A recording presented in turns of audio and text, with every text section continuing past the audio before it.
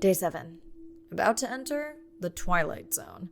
I'm following Andrea's family down to the Seamounts, where I hope to observe them hunting. Irina has been testing our samples and is worried about a harmful algal bloom being somewhere nearby, so I am to keep an eye out for that. Check. I'm also keeping an eye out for more turtles. I know they're out there, ready to dive.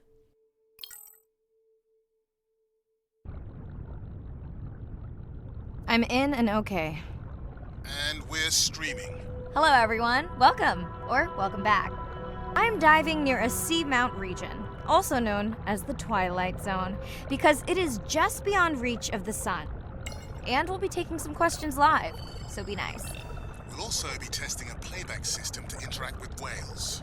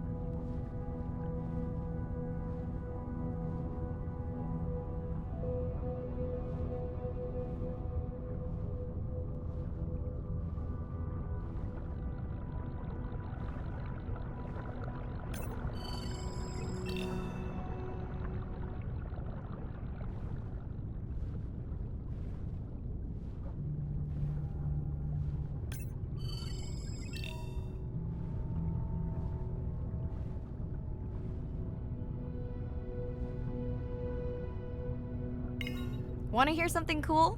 So do I.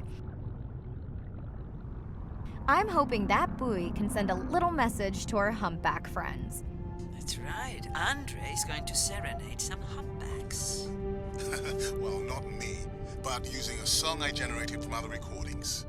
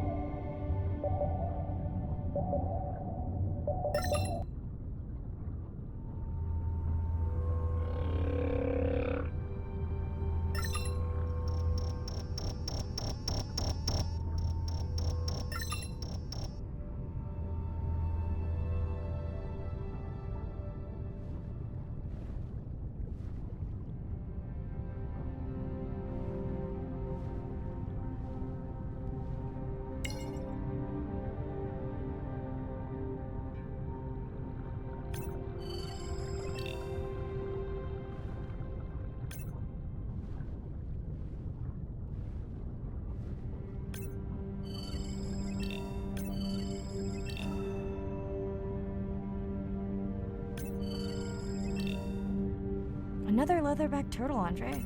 And feasting on some moon jellies. That is odd. Is that the same one we saw before? It looks bigger, but let me zoom scan it to be sure. We can run the sample in the lab, but I am sure this is a different one. Do they typically travel together? Wouldn't it be surprising to find two this far off course? Yes, it would be. And yet, here they are. Welcome back, turtles. Enjoy your beautiful moon jellies.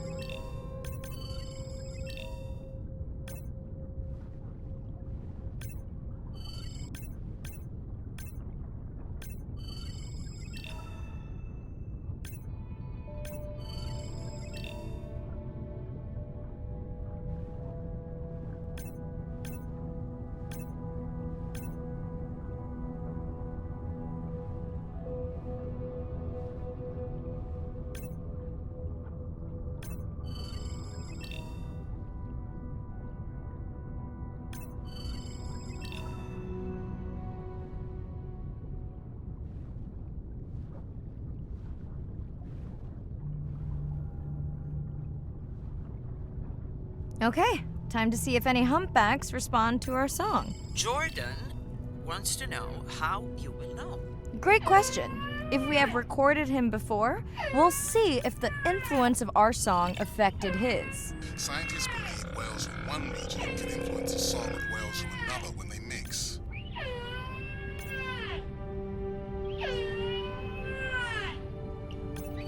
Hey Andre, we've recorded a song from this one before, right? We have.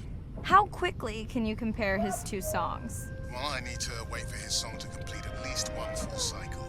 And how long is that? 20 minutes, maybe. Wow, that's a long, slow ballad.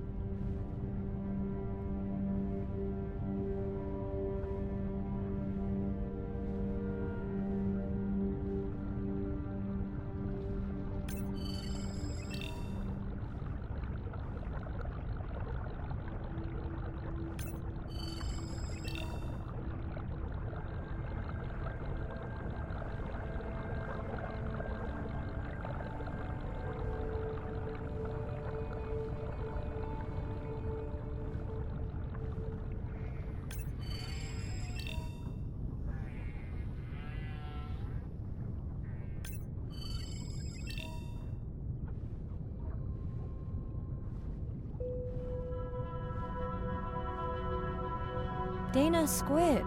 It looks like they're hunting... Lanternfish. Well called, Arena. We'll make you a sea witch yet. I'm sorry, a what? Let's scan a few to pick up their hunting behavior. Here goes. Scott from Denver wants to know if they eat each other.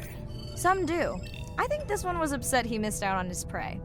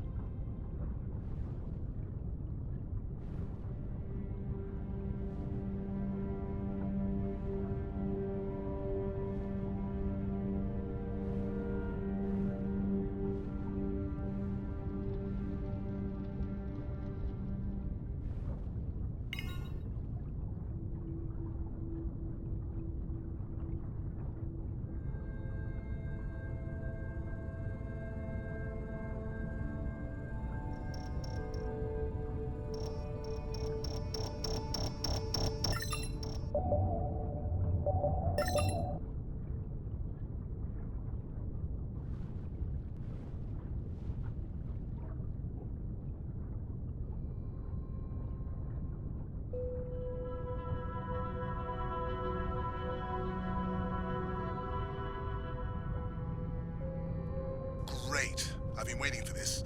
I have just activated your UV light. First of all, don't mess with my suit when I'm diving. Secondly, you spoiled my surprise.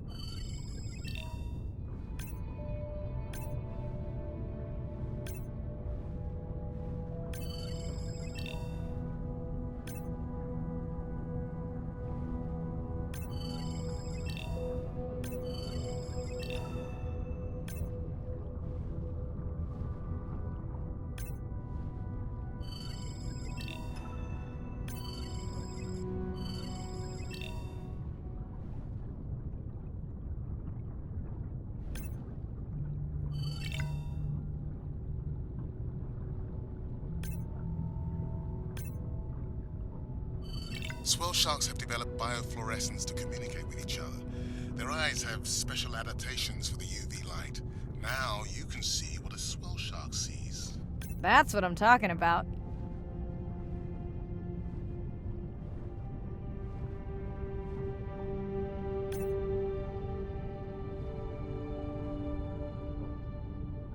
What am I looking for here?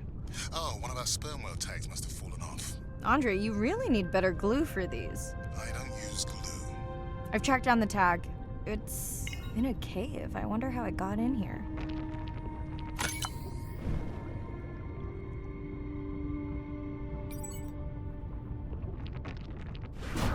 Oh! What the? Right. An octopus. Are you okay?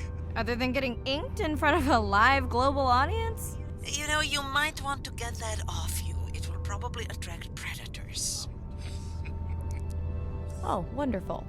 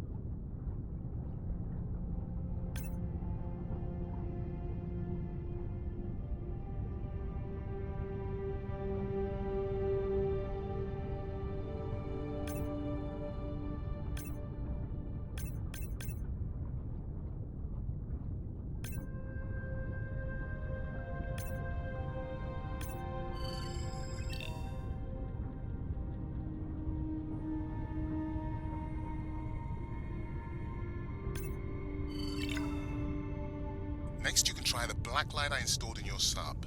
You did not. You did install it in your dorm room back in the day. Your wife showed me pictures. Well, uni was a good time.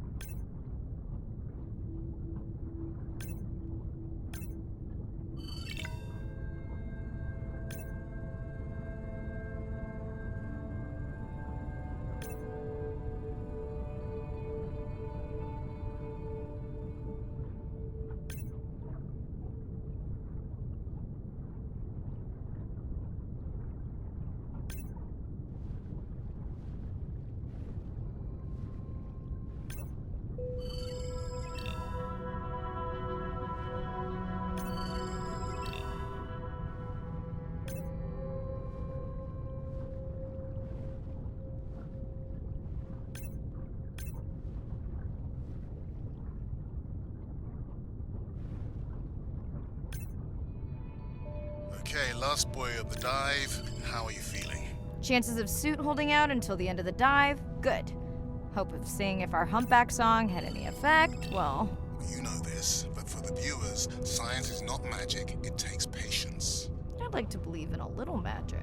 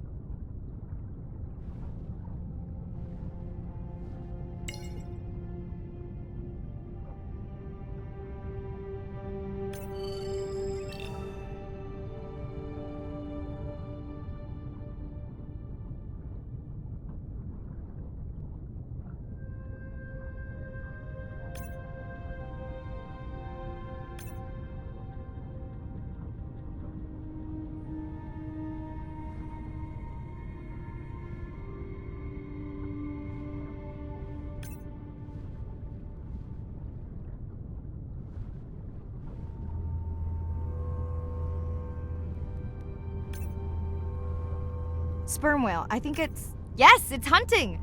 First time we'll be able to document it with Andre's technology.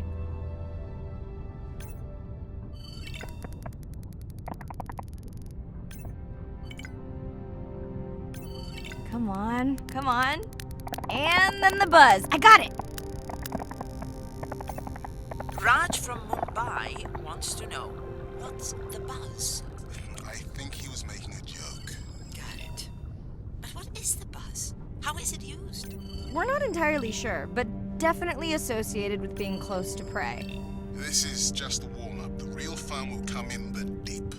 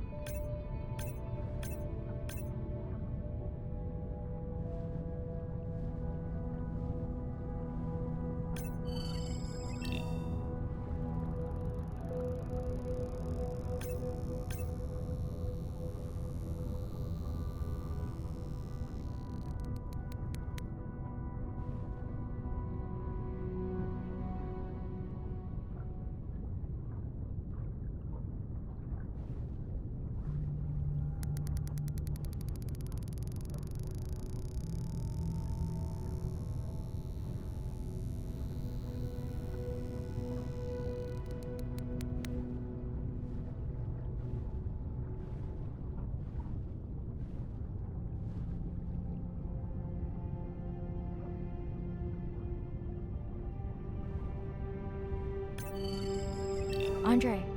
Andre! Well, there's no way these little ones are thousands of miles off course. Right, Andre? Give him a minute. Right. Let's scan a few of these to get their gender. There's a tiny tag here. Andre?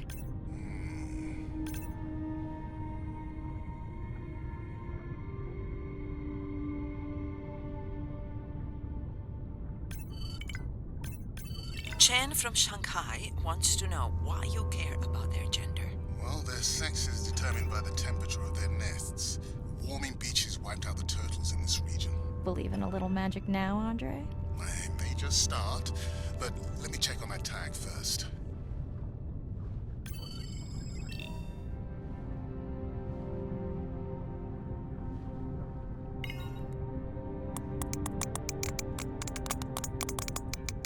Oh, wow. Glad we didn't miss this. Beautiful. Yeah, they must have been hunting down past the rift. I think we found our spot for our first deep dive. Mirai, check out that one closest to you. What's that on its skin? Not sure I can catch them. They're headed to the surface. Might just be a scrape from a ship strike. Yeah, let's hope that's all it is. Let's end it here.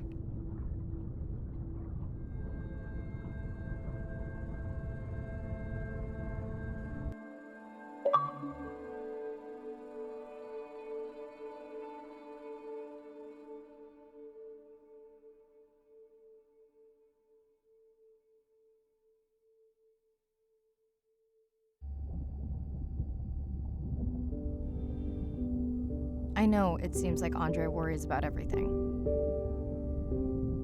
but I really understand where that comes from. Everyone's seen the pictures, but I can tell you it was really tough to be doing hands-on work when we were losing entire species. For me, it was the whales, but for Andre, it was the turtles. I stayed to help him. Several of the other scientists did as well. By then, only Andre's protected nests were the ones producing turtles in the region.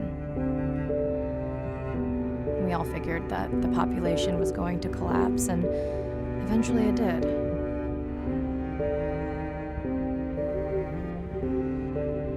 But seeing this large man spend day after day carrying tiny turtles from the nest to the water, it inspired us to stay.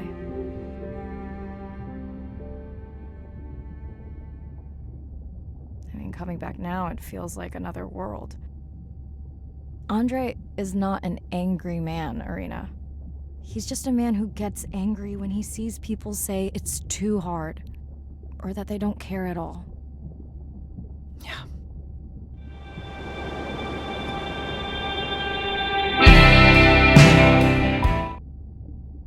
Hi, Mirai.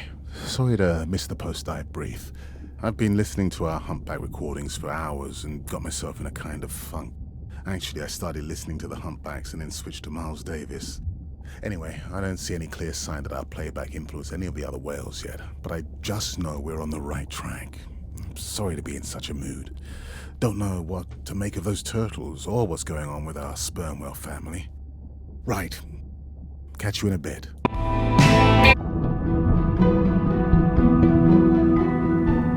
Jellyfish have mechanisms of self-repair. They're constantly getting bitten by turtles and chunks getting taken away. 50% of the jellyfish population are wounded.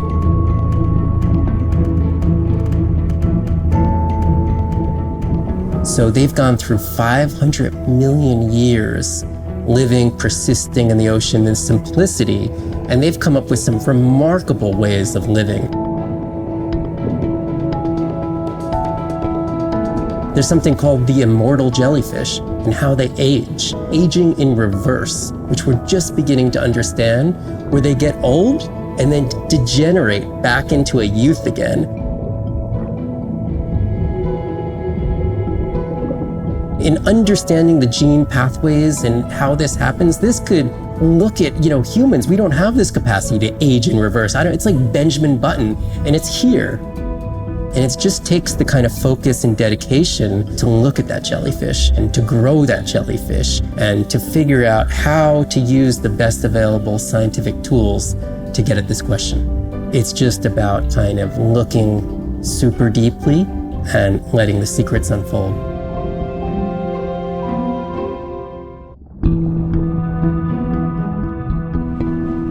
The energy from our star flies through the universe, through our atmosphere, and hits us at the ground. But now, when we go underwater, the ocean properties of water are like pure blue filter. So it's going to filter out all these other wavelengths except blue. As you go down further, it's primarily blue, blue, blue till 700 meters. And at that level, there's still faint photons of sunlight in the blue range. And we call this the twilight zone. And there, animals are still perceiving a tiny little bit of our sun's energy. Below this, it's gone. 24/7 darkness. And it turns out that there's a ton of color vision down in the deep. So it's like they're making enough light down there to be able to be satisfying all the eyes of the deep sea creatures. So it's not this totally dark world down there. It's still light. It's just the animals are making the light rather than the sun. We've designed all this technology to kind of satisfy our visual hardware. As I started looking at other animals, they have totally different hardware. And I've been looking at everything through these silly little primate eyes. We have to overcome our humanness to jump behind the world of a shark or another creature and see the world from their perspective. We found a biofluorescent shark, and it only sees right at the blue-green interface. So it's really just tuned to a very similar spectrum to the environment it lives in. This fluorescence was creating greater contrast for the shark. It's like this endless well of information. We're at the very tip of the iceberg.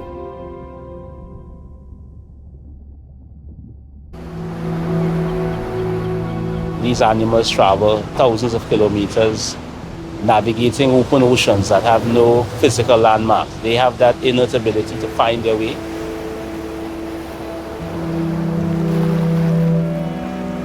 They're only sharing our beach for a short point in time, but they need protection because man has brought an ancient species to near extinction. I got involved at a time when hostilities were very real. People came with guns and machetes to poach a turtle. We would protect these animals at all costs. Because on the high tides, when the tide comes up, this area here will be flooded, right? So when the sea turtle lays her egg, the nest requires a constant temperature. And if we recognize that this nest is in a real bad spot, we choose a spot further inland on the beach that's stable, and then we would evaluate if the eggs were able to hatch because of us moving them. And in both cases, we're always right. So as the villagers began to benefit from the tourism that turtle conservation was creating, they saw that the turtle was worth more to them alive than dead. The children really love sea turtles. We educate them, but we involve them. And by so doing, we get them to a level of interest where they want to become actively involved.